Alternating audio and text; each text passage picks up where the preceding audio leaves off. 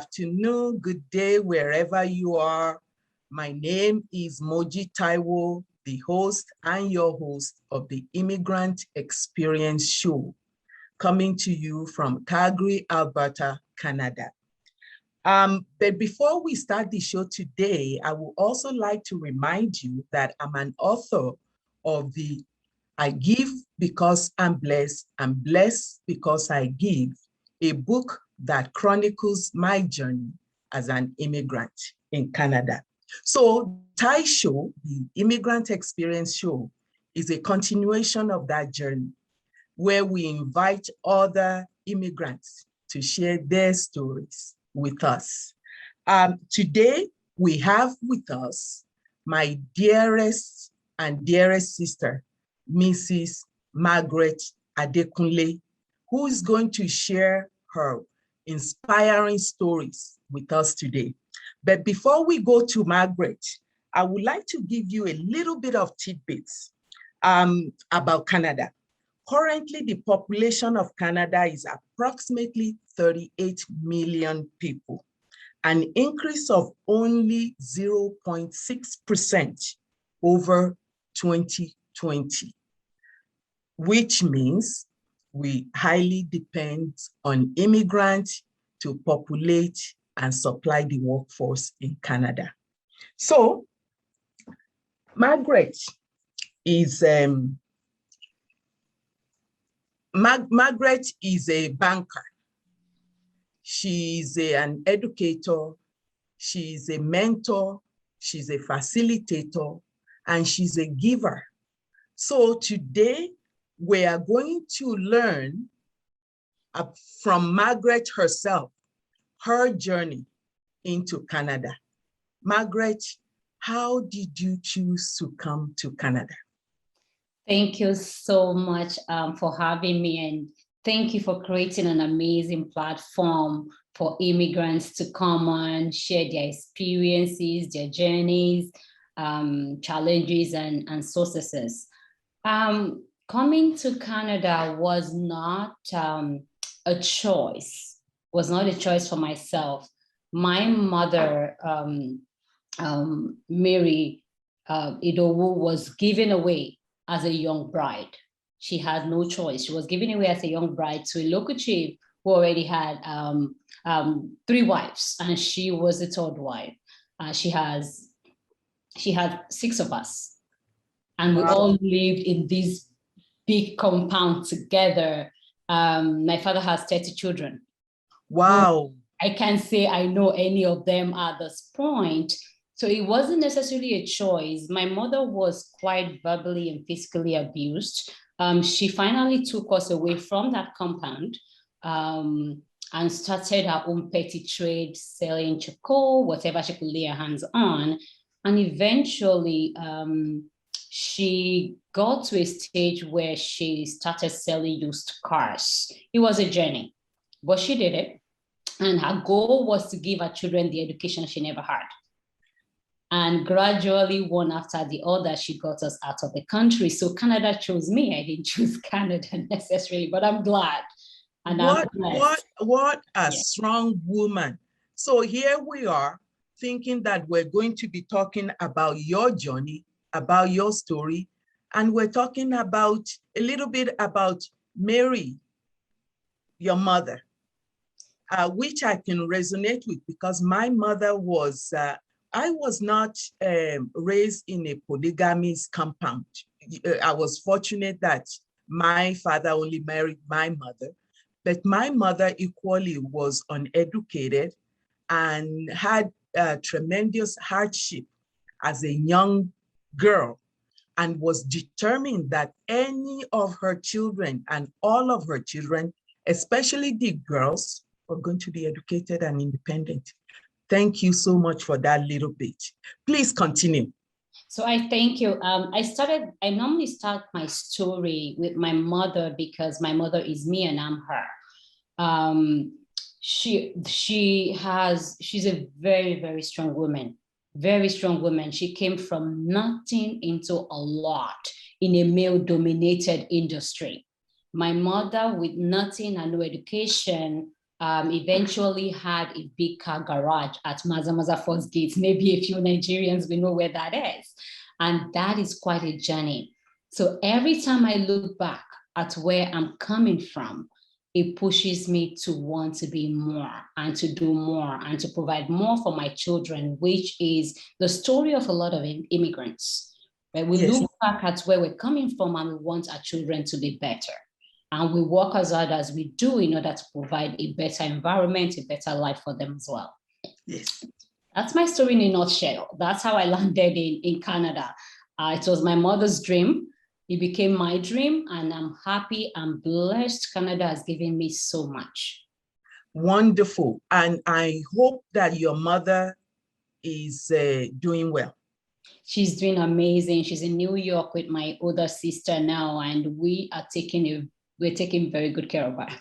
Excellent, excellent. So you landed in Canada, and when was that? I came to Canada in 2000, and I was actually going to be a doctor. It was my mother's dream for me to be a doctor. I was in medical school for a bit, for about 3 to 4 years. So the goal was for me to come to Canada and continue on that journey. I tried to go to U of A, but of course, when you come to a new country, you have to start afresh. Yes. And the program I was being offered, I wasn't satisfied with that. And I decided to go into banking, and I've never looked back. It's been a blessing. Again, in my book, there is a chapter that says every disappointment is actually a challenge to greater opportunities. So here you are, you started in medicine, you ended up in banking, which you enjoyed.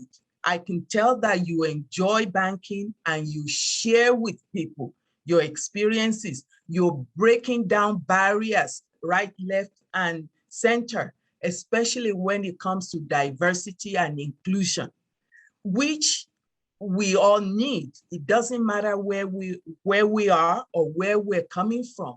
We all need to feel like we belong. And if we feel that we belong, then we are more productive. I think you believe that too.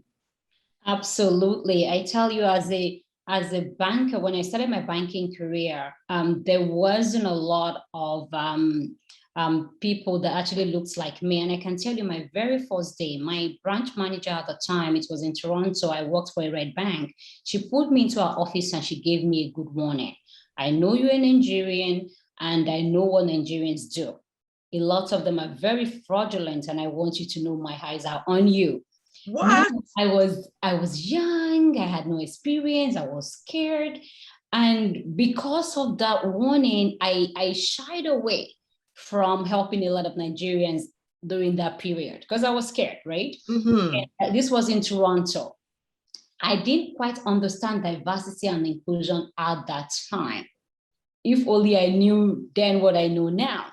And those are some of the reasons why I do the things that I do. Those are some of the reasons why I try the best that I can to promote immigrants. When people are coming in, I promote them on my page. And I find a lot of sources. They find a lot of sources in me posting them on my page because recruiters are reaching out to them. With my diversity and inclusion, it came from a lot of lived experiences that I had. As a leader within the banking industry. I worked in the bank for a little over 19 years, and I was a branch manager for 11 years. And with the level of sources that I attained, a lot would think by now Margaret would be a director or maybe a senior VP. But there is a lot of challenges that comes along with it. No matter how hard you work, sometimes there's an expectation for you to act a certain way, talk a certain way, in order for you to attain a certain level. And if you adapt, maybe you get there, maybe not. And I've gotten questions. Sometimes adapting only carries us to a certain level, threshold. But then you also reach plateau at that point. So when you reach plateau at that time, it's an opportunity or it's an awakening for you that maybe you actually don't need to go straight up. Maybe you need to bend this way in order to come around and into your own.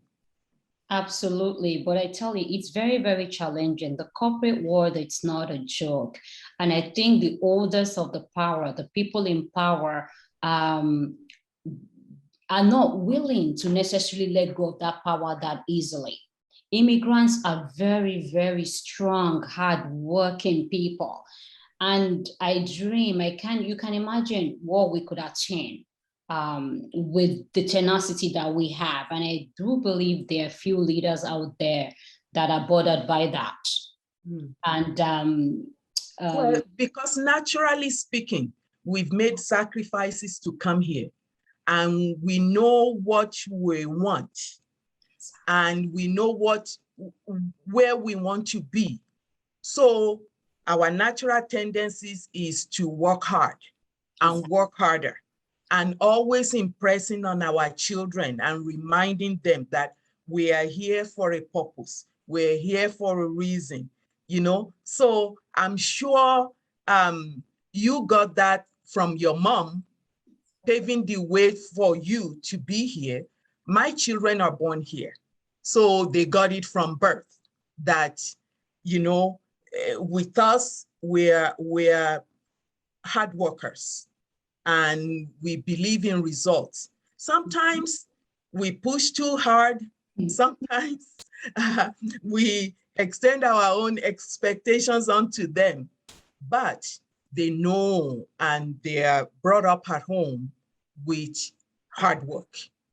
Absolutely, you're right. I mean, I grew up in a one-bedroom, not even a one-bedroom apartment, a one-bedroom where 6 of us slept in a single room. Mm-hmm. And when I tell my children that story all the time, the moment I start, they finish it because I've said it so many times. Coming to Canada was the first time for me to have my own bedroom, own my own bed. And I share that story with my kids all the time. For what reason? In order to encourage and push them to do better and be better. There's a lot of luxury that Canada could provide. At the same time, we can't forget where we're coming from. That's right. So now I'm going to take us into your initiatives. You have one or two on the go. The most current one is your foundation. It's called the Learning? So no, it's Immigrants Inclusive Credit. Immigrants Inclusive Credit, I founded alongside my husband. I've worked in the bank for over 19 years. I come across a lot of immigrants, a lot of professionals that don't qualify easily for things. There was a lady, I'll give you an example. I met a lady once who has about 6 credit cards. She came into the country and they were all maxed out. She came into the country, every single bank they were all giving her the immigrants package and they all come with credit card. Mm-hmm. What they don't explain in detail sometimes is the next step and the next step. So yes. This beautiful lady took out all the money in the card. She sent it to Nigeria for a project. I don't know what she did, but she wasn't paying them. She didn't So the system, the banking system, the credit system, welcome people, give them this credit, but without proper education. Yes. Credit education on how to manage credit. There is a huge gap with credit literacy, and a lot of immigrants are getting into a lot of trouble because they don't know. They don't know. And if you don't know what you don't know, chances are you might fall into that trap. So I've met a lot of immigrants in that space, and that's why the foundation is created. We have a lot of educative information that will be coming up shortly. I'm partnering with a few amazing organizations that will be providing learning opportunities for immigrants. Tell us where we can go and look for that information when they are ready. So right now we're on LinkedIn, we're on Facebook. We have a website as well, www.inclusivecredit.ca. If you also look up Margaret Adekunle on LinkedIn, all the information is attached to my profile. And I also quickly want to let you know that I also own a company, that's the other initiative, called City Lending Center. City Lending Center is a credit building solutions targeting Black Canadians and immigrants as well. And the goal is to help City Lending Centers. City Lending Centers. Okay. Right. It's a credit building solution company. We carry a secured credit card. We have cash secured loans. And the goal is to help people build new credit or rebuild damaged credits. So if you're out there, you're a new immigrant, or anyone could apply. If you're challenged with your credit, our goal is to help you fix that by giving you a new credit card. If you're not qualified, if you can't be qualified in the bank, we qualify you. The main criteria is that you're working. And this is how my darling sister, Margaret Adekunle, is giving back to the immigrant community. These are the kind of stories that we like. Yes, we all have rough beginning. We have challenges along the way. We have obstacles, but we do not allow those obstacles to hold us down. And that is going to be the consistent messages that we hear and we share on the Immigrant Experience Show, is that there are challenges, but opportunities, and with opportunities, there are successes, and from successes, you give back to the community to help other people coming along. I think we need to stop there for today, but we will be following you, and hopefully our viewers will reach out, anybody and everybody who needs help with credit building or lending. Please reach out to Margaret Adekunle. So Margaret, thank you so very much for sparing us your time today. I'm sure in the future we will have an expanded interview and more opportunity to learn from what you're doing for our community at large. My name is Moji Taiwo. I'm the author of the I Give Because I'm Blessed Because I Give, a chronicle of an immigrant's journey. Please watch out for us. Share when you hear us, when you view us, share, like, and subscribe. So for today, I say thank you and goodbye.